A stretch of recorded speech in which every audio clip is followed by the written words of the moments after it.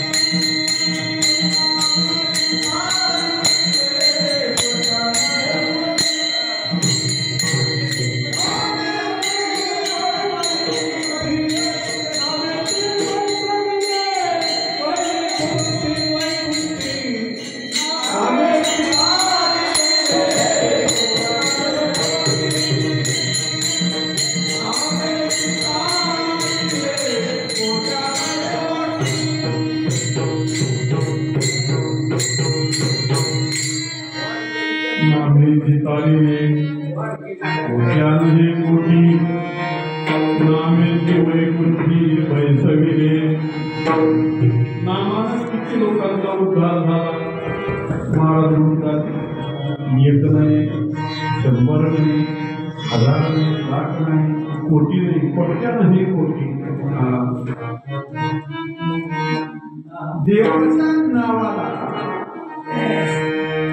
देवाच्या नावाला एक हरी देवाचं नाव आहे आणि हरी या नावात वैकुंठाचं अस्तित्व आहे. ज्ञानोबाला हरिपाठात म्हणतात, ज्ञानदेवा पाठ वैकुंठ वैकुंठ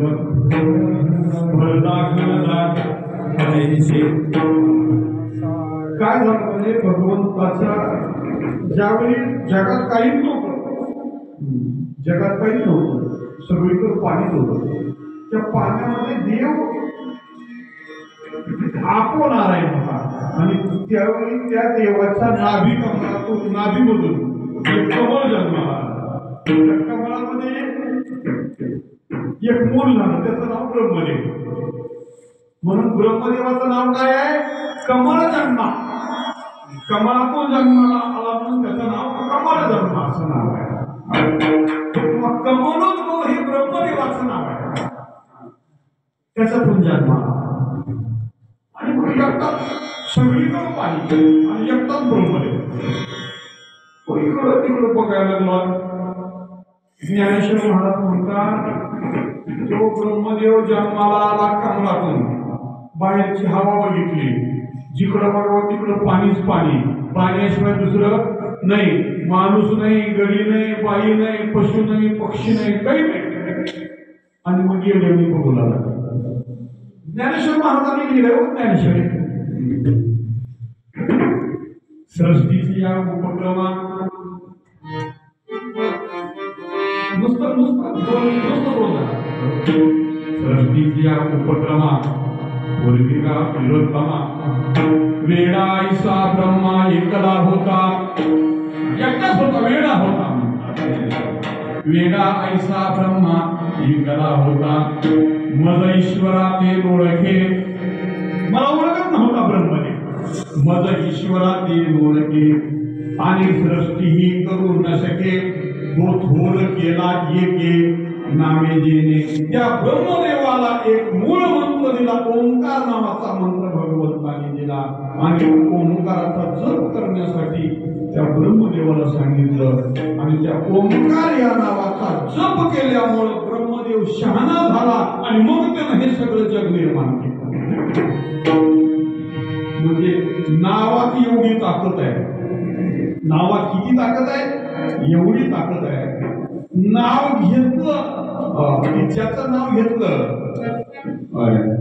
आपण एखाद्या माणसाचं नाव घेतलं की ते माणूस माझं इथं नाव घेतलं बरं वाटतं आनंद वाटतो एखाद्याचं नाव नाही घेतलं माझं नावच घेतलं नाही हे नाव जसं लौकिकात नावाचा संबंध आहे तसं देवाकडे सुद्धा नावाचा संबंध आहे देवाला बी नाव घेणारा आवडतो देवाला काय काय आवडतं त्याच्या यादीमध्ये त्याचं नाव घेणारा आवडतो असं महाराजांनी अनेक ठिकाणी वर्णन केलं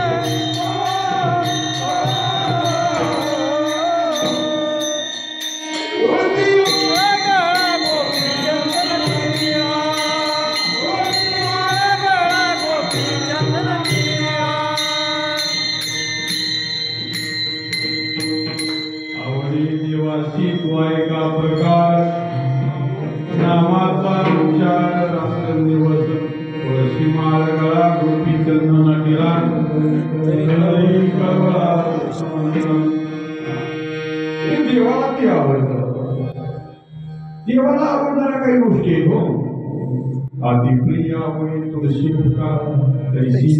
करे भोळ्या बालका नामापद पंकज पादुका श्री मस्तके वंदितसे देवाला आवडतो भाविक केमाय भोळे कुणाचे आवळे तयाचे नाव घेतात देवाला त्याचं नाव घेतलेलं आवडतं तुकाराम महाराज म्हणतात या नामानं अनेकाचा उद्धार केला ज्यांनी आयुष्यभर नाव घेतलं त्यांचा उद्धार झाला ज्यांनी भजन केलं त्यांचा उद्धार झाला ज्यांनी त्याला शिवे देण्यासाठी नाव घेतलं त्यांचाही उद्धार झाला मागच्या सविस्तर बोलून गेलो काही देवाला मारायला आले त्यांचाही उद्धार झाला काही प्रेमाने शिव्या देतात त्यांचाही उद्धार झाला एवढंच नाही तर आयुष्यभर भजन केलं नाही आयुष्यभर परमार्थ केला नाही आयुष्यभर सदाचरण केलं नाही वाईट वागला असा तो अजामीळ तुकाराम महाराज म्हणतात त्यानं तर कमालच केली छाती केली अजामीळ मोठे निघाले दिवाळी तर दिवाळी निघालं होतं आता हे तर काही खरं नाही पण त्यानं सुद्धा नारायण म्हणून हाक मारली नाव घेता